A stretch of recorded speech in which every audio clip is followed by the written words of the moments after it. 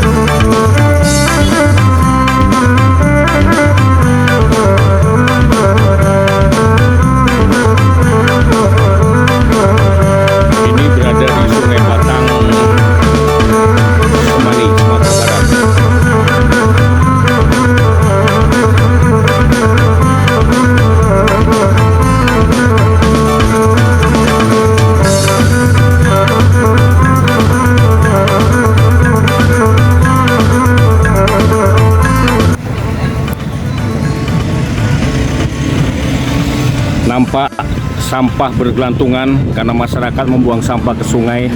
Entah masyarakat dari mana. Ini yang menyebabkan pemandangan di jembatan kotor dan kumuh. Dan kita lihat juga terjadi abrasi sungai. Ini juga butuh perhatian pemerintah. Bagaimana mengatasi abrasi sungai sehingga rumah aman dari banjir.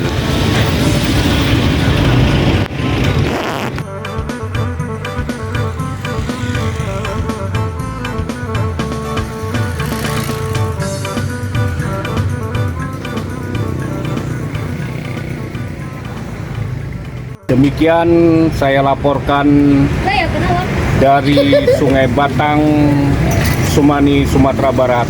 Salam Pojok Nusantara.